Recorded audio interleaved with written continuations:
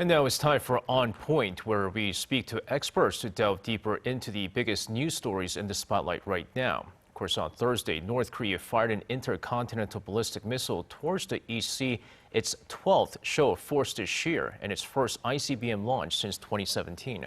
Now, this confirms that North Korea has now fully lifted its self-imposed moratorium on nuclear and long-range missile testing. But what could it mean for South Korea and the incoming Yoon administration? To get an expert's insight on the latest missile launch, we're joined by Mason Richey, Associate Professor of International Politics at Hankuk University of Foreign Studies. Professor, thank you so much for joining us. Thanks for having me. So first off, the latest ICBM is known to be the biggest yet, and it's different from the Hwasong-15 launched in 2017. So what do we know so far about the North's latest ICBM launch? So far, we think it's the largest liquid propellant missile that's ever been launched from a road mobile launcher, from a transport erector launcher, and that this time it was fired from around the Sunan airport. The fact that it was fired from the transporter erector launcher is also relatively new. That might well indicate that they have enough of these launchers to feel comfortable using them. We know that the first stage engine had a 160-ton force and likely uses what they call the March 18 Revolution engine, which is a variant of the RD-250 engines that are clustered together. They tested this Hwasong-17 on a highly lofted trajectory with about a 1,000-kilometer range and 6,250-kilometer altitude, roughly over a 70-minute flight time. If you all of those factors together, this missile can likely range all the U.S. And indeed a pretty significant part of the world with multiple warheads, as the payload capacity is significant. Or with penetration aids to defeat U.S. missile defense assets. So it seems like, North Korea, there's always some kind of reason behind their actions. But this time around, Professor, what message are they trying to convey with the latest ICBM launch? And at the same time, how do you see the current Moon administration deal with this launch and, of course, North Korea moving forward with, let's face it, just a little over a month left in their term? Yeah, so I don't necessarily think in the first place that what the Kim regime is doing here is per se sending a message. I think really what we're seeing is Kim is advancing his nuclear weapons program for technical reasons, for domestic political reasons, for deterrence purposes, perhaps for offensive or coercive leverage over South Korea. And over the United States, and he's making progress on a list of capabilities, that have now been mentioned, by the analyst community following the Eighth Party Congress.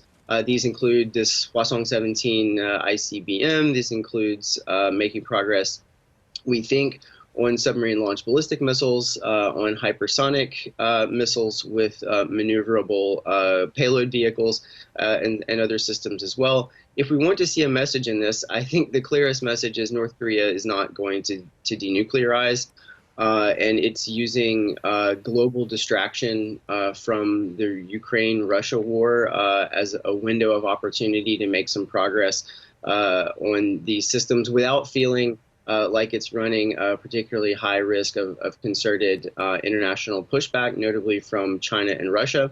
I think the Moon administration is going to respond if there are any more of these tests, which is perhaps likely, similarly to today, by showing off its own capabilities to strike North Korea and to impose what it calls punishment or costs on it. Of course, the Moon administration will rely on working with the U.S.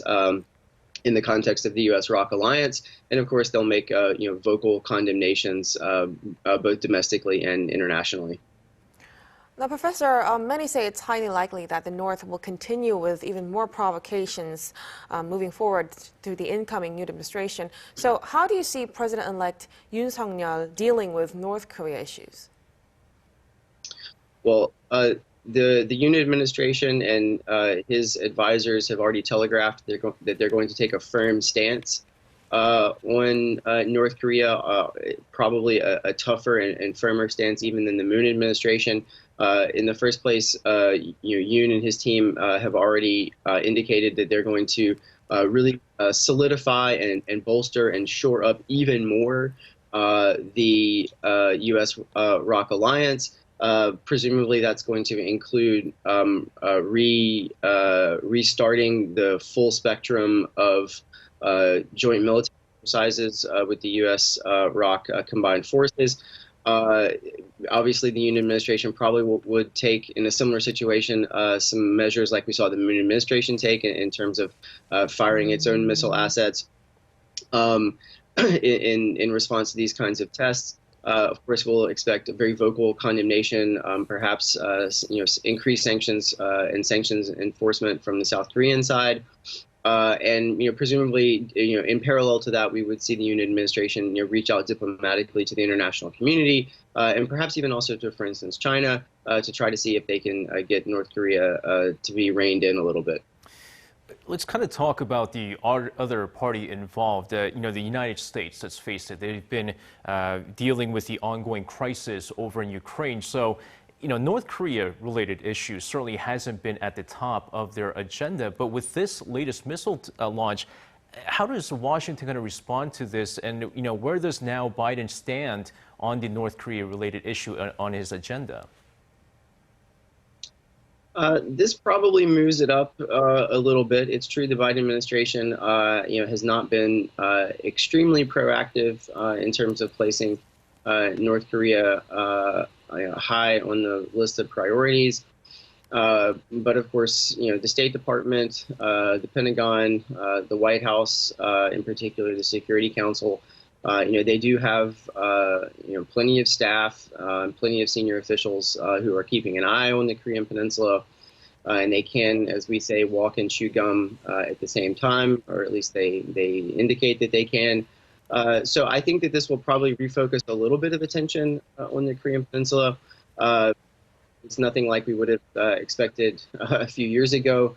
In response, that's largely because of the Russia-Ukraine situation taking up so much of the oxygen and so much of the attention. I think that probably we'll see, in fact, we've already seen a new announcement of sanctions out of Washington. They will bring this in front of the UN Security Council as well, although I think many people expect reasonably that there won't be a unity on the Security Council on ramping up international sanctions. The United States will work with its allies, including in Europe, I think, to sanction additional entities and people.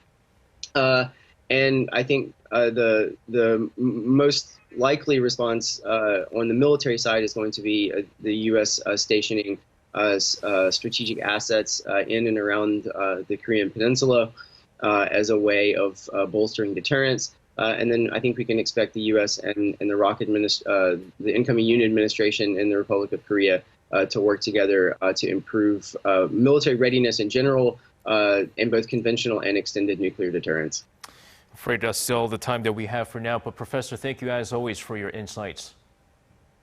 Thanks for having me.